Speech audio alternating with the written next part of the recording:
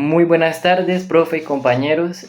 Primero y antes que nada, quiero presentarles mis excusas por no poder estar presente o presencialmente en la actividad de socialización de presentaciones, pero por motivos de trabajo salí a campo el 5 de noviembre hacia una zona muy hacia adentro en el llano y a realizar unos monitoreos de aves y de murciélagos. Y pues sé que voy a estar muy hacia adentro en el llano y pues no voy a tener una conexión muy adecuada o voy a tener también dificultades para adecuarme ya que hacia donde voy no va a haber buena señal de datos.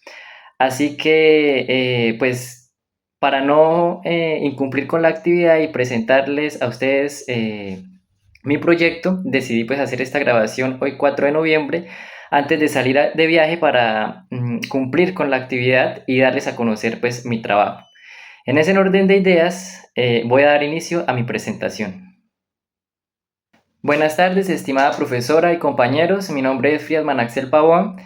Soy estudiante de cuarto semestre de maestría en ciencias y hoy les presento mi proyecto de grado titulado Comparación del canto principal del bichofue gritón, Pitangus sulfuratus, en dos hábitats, urbano y rural, en Yopal Casanare.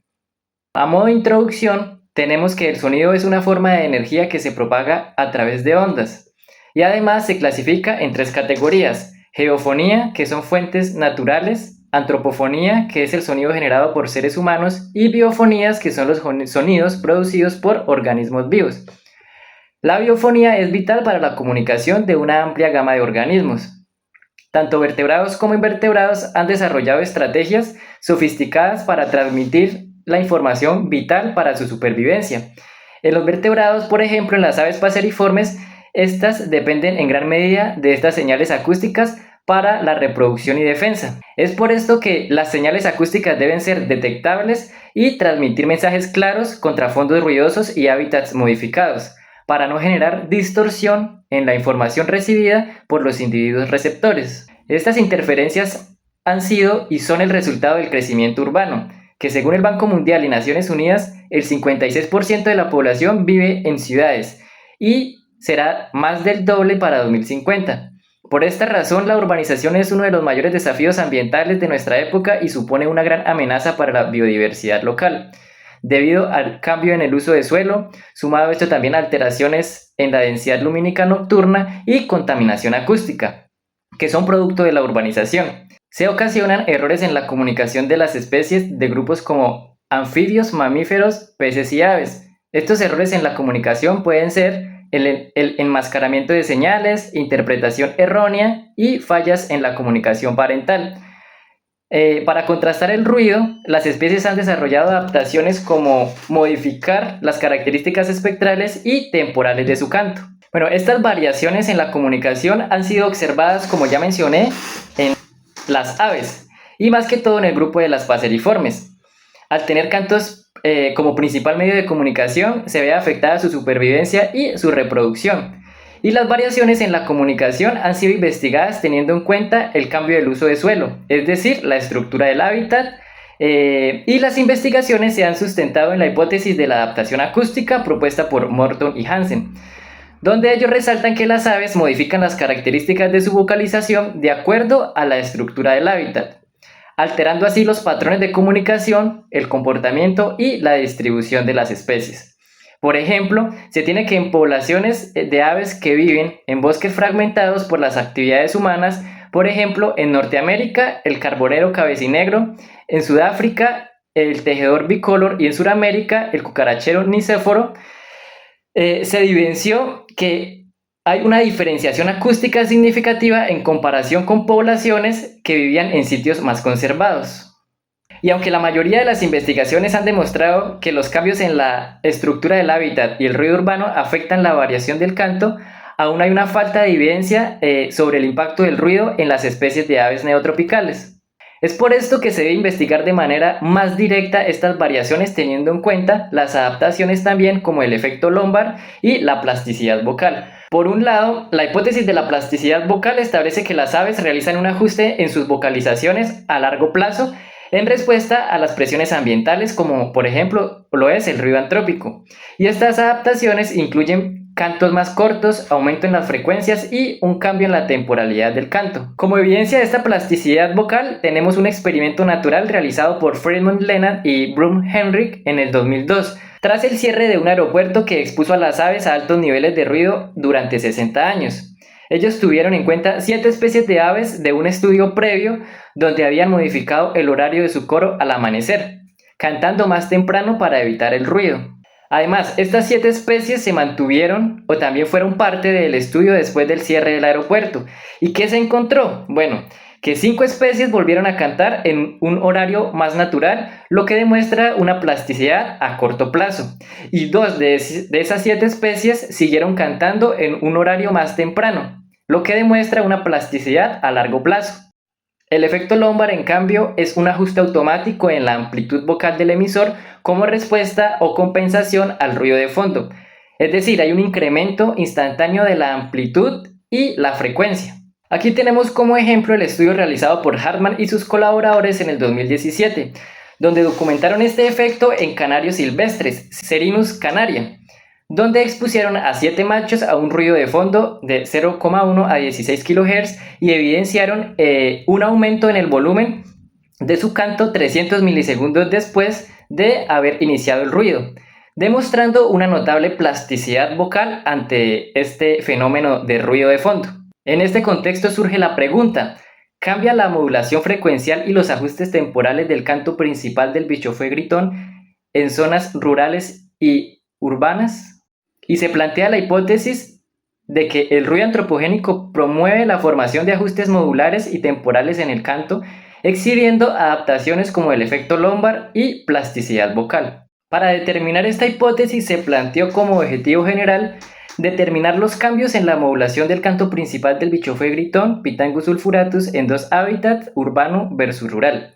Y para lograr el objetivo, se plantearon estos objetivos específicos: cuantificar el canto y el nivel de ruido en los 2 hábitats y contrastar las modulaciones espectrales del canto principal del Pitangus sulfuratus en los 2 hábitats. Para cumplir con estos objetivos se planteó la siguiente metodología. Se determinó el área de estudio en Yopal Casanare, que está ubicado a una altitud de 300 metros sobre el nivel del mar, con un clima cálido húmedo de 27 grados centígrados promedio, con una zona de vida de bosque húmedo premontano y bosque seco tropical, y el área de estudio es de alrededor de 200 kilómetros cuadrados.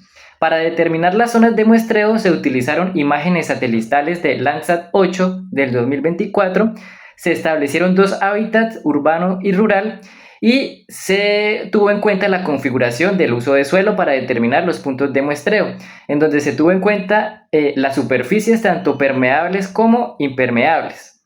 Entonces ahí en la figura 1 podemos observar cómo se está determinado lo que es la zona permeable y la zona impermeable. La zona impermeable es todo lo que se ve como el casco urbano, todas las superficies que no reflejan o que reflejan la luz, y la permeable son todos estos colores verdes que se supone que no reflejan tanto la luz. En cuanto al modelo de estudio, es el Pitangus sulfuratus o el bichofue gritón.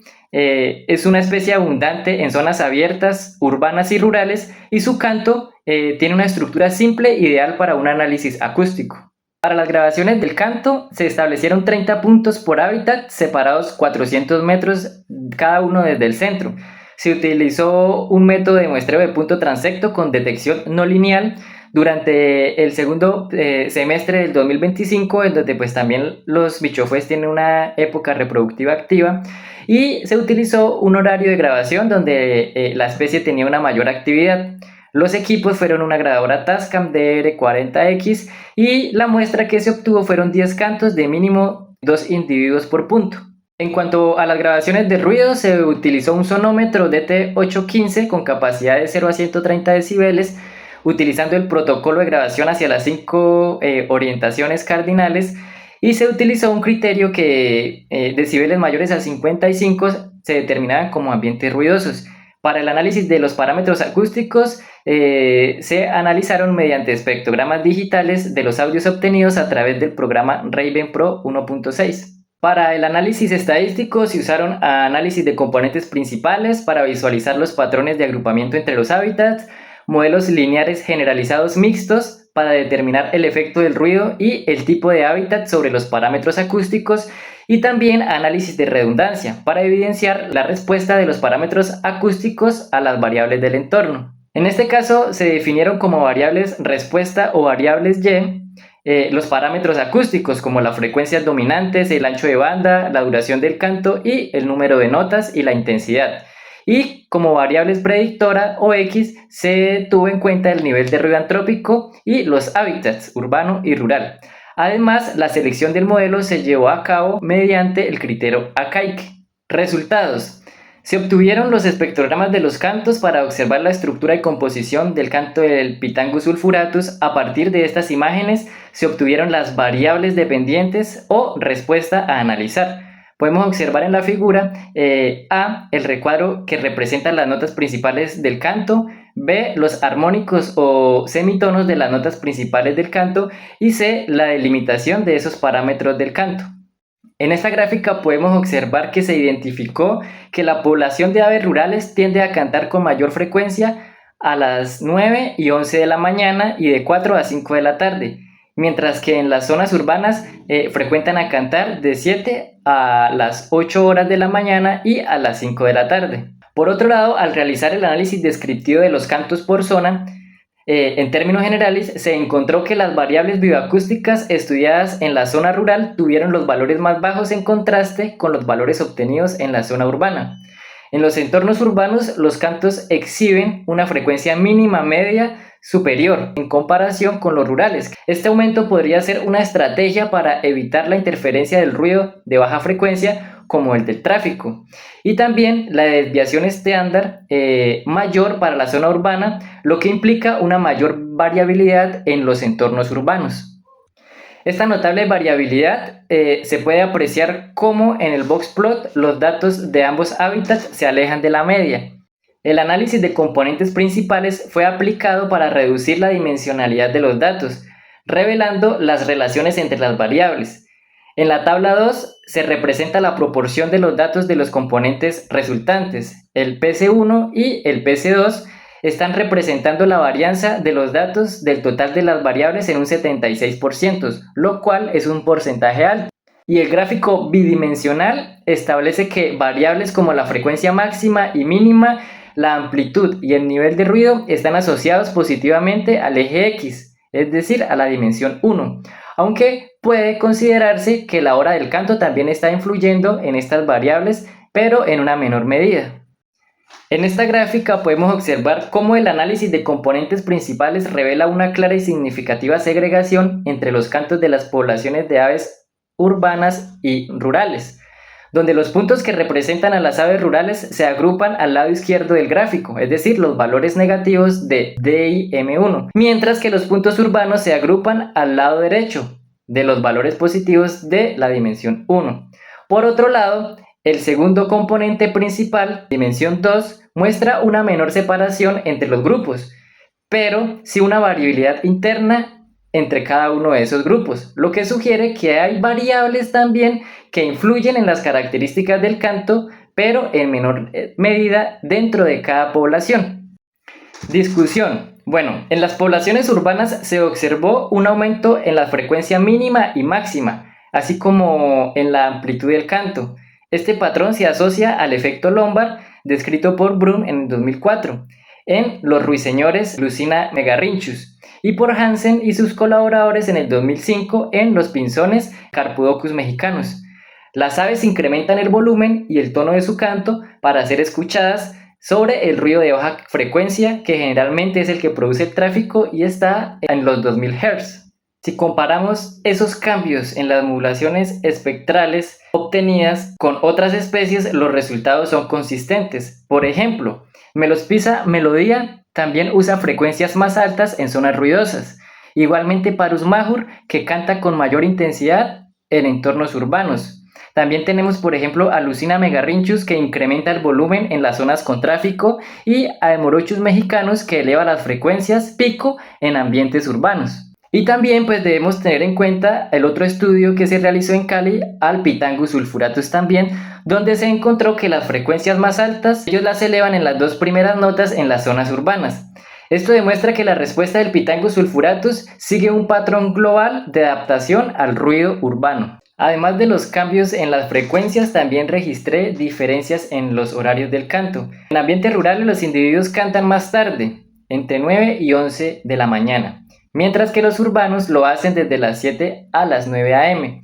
Este ajuste temporal es una forma de plasticidad vocal similar a la observada por Fremont, Lena y Brum en el 2022 en Europa, donde especies como la cita europea y el Turdus merula adelantaban o retrasaban su canto para evitar los picos de ruido urbano. Por otro lado, el análisis de componentes principales confirmó una separación clara entre las aves de zonas urbanas y rurales. Las variables que más contribuyeron fueron la frecuencia mínima y máxima, la amplitud y el nivel de ruido. Este patrón coincide con los resultados de Mendoza y Arce Plata en el 2012, en Cali, quienes también encontraron que el Pitangus sulfuratus en zonas urbanas produce notas de mayor frecuencia. Esto sugiere que el Pitangus sulfuratus posee una notable capacidad de ajuste acústico, aplica el efecto Lombard como respuesta inmediata y desarrolla plasticidad vocal como respuesta a largo plazo. Este tipo de comportamiento adaptativo también ha sido registrado en otras especies tolerantes a la urbanización, como el Tyrannus melancholicus, el Parus major y el Turdus merula. En conclusión, el ruido urbano altera la comunicación natural de las aves. Pitangus sulfuratus modifica las frecuencias, la amplitud y el horario de canto para sobreponerse al ruido. Estas adaptaciones reflejan tanto respuestas inmediatas como evolutivas y demuestran la plasticidad acústica de la especie. De esta forma, el canto puede ser utilizado como un bioindicador del impacto urbano, adoptando herramientas útiles para la gestión ambiental y la planificación territorial. Este es el enlace a la bibliografía que utilicé. Muchas gracias por su atención y por su tiempo. Quedo atento a recibir sus comentarios.